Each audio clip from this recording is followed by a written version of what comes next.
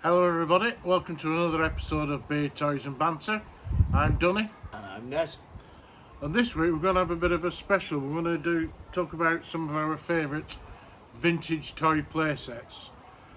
And we're also, the beer we're drinking, a bit excited about this one, because I've been after this one for a while. Again, it's from Cast. It's always sold out.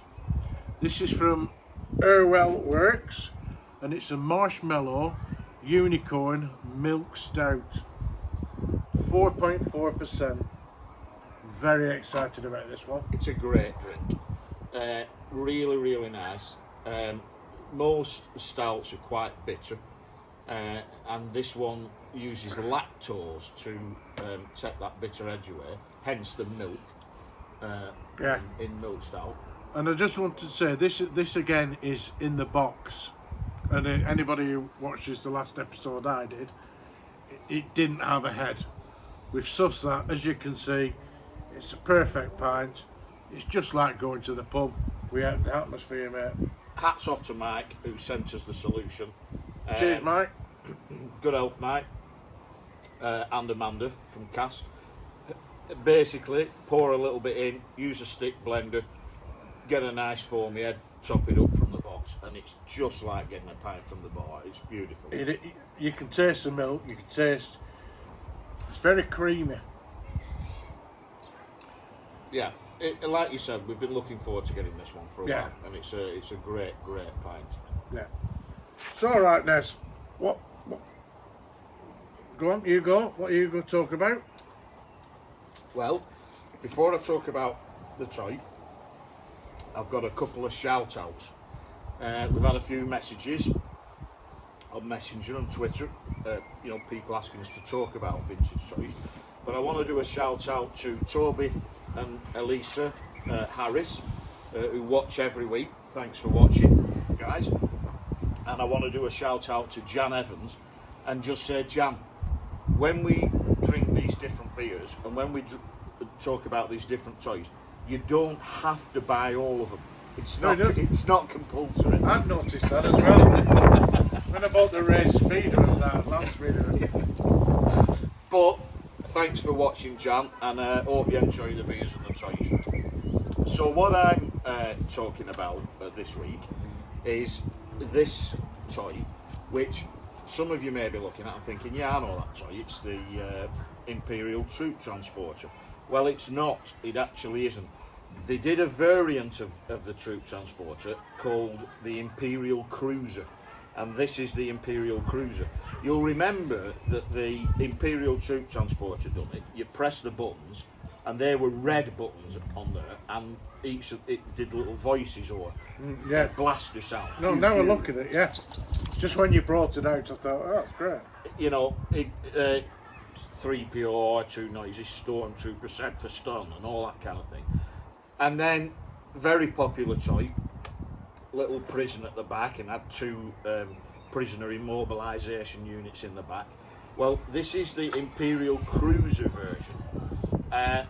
You'll see that where you had the red buttons, you've got these black little parts, I don't know how to describe them, where the red buttons would be, that don't do anything. There isn't a talking thing. Still got the same radar cannon that activates the guns, and strangely it still has the same battery cover, even though there's no metal bits inside, no connectors or anything, because it's not like its predecessor. It's not an electric toy.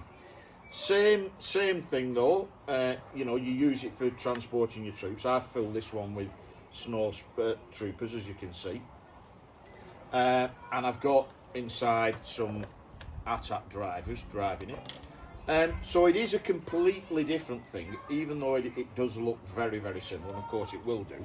It's the same basic model, but as I said, they changed the colour of these. There's no electric, no talking, and a completely different set of decals make it look different, and that's the vintage Imperial Cruiser. Nice. Not the transporter like I thought when you brought it out. No, not the Imperial Troop Transport, the Imperial Cruiser. So, as Nez said, we're going to talk about our play sets. This is obviously the Dagger Bar play set. Great play set.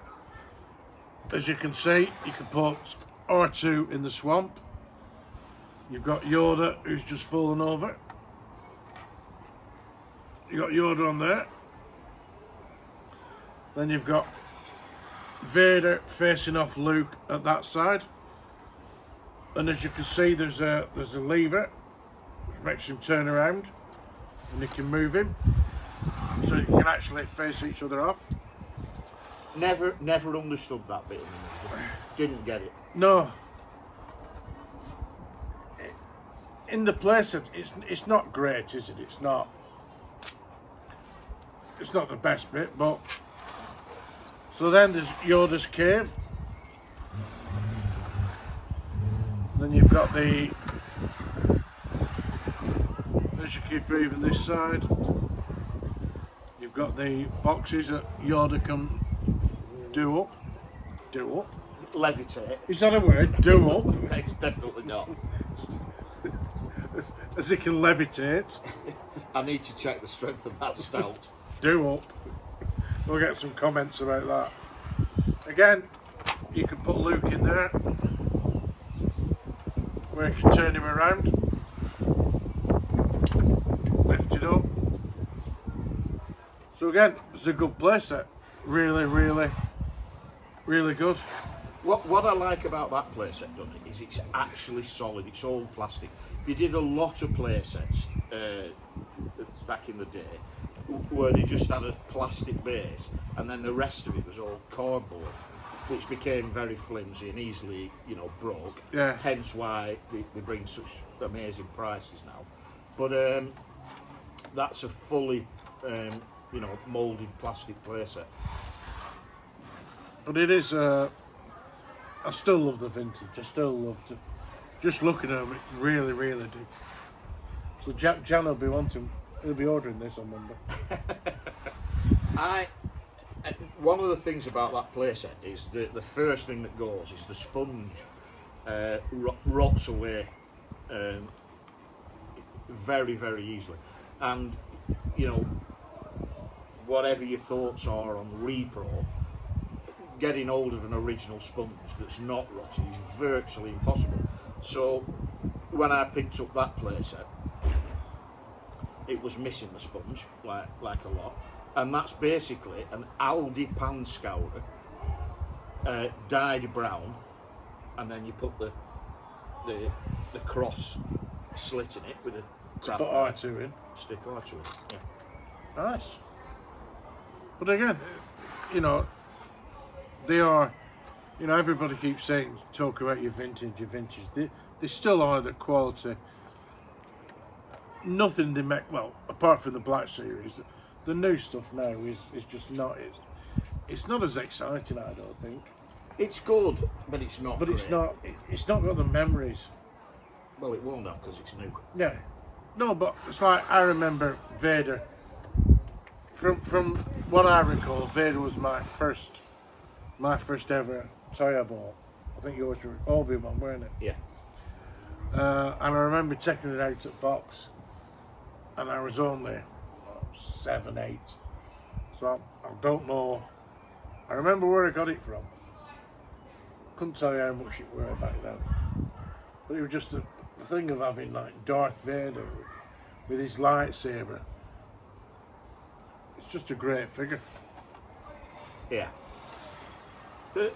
There's something very special for Star Wars collectors about the vintage collection. I mean, you look at that Snow Trooper, it's not particularly great, and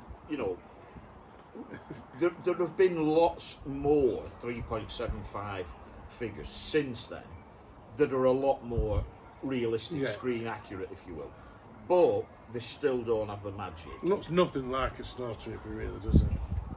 It resembles a Snow Trooper, but it's not brilliant. But a lot of the time back in the day, they didn't have the technology that they have now to be able to produce these, really accurate figures. And also, a lot of the time, they were working from photographs because the film hadn't even been finished when they were trying to get these figures out. Yeah. But yeah. It's like we've been joined by Cody, mate. Hello, Cody. Hello, Cody. So yeah, we will do some more of these, you know, looking back retrospectives on these vintage things, if that's what you want us to do. Just let us know in the comments. And again, if you like what we're doing, give us that thumbs up, hit that thumbs up button. If you haven't already subscribed, subscribe, and tell all your friends about us. And that about wraps it up, doesn't it? Another great episode, mate.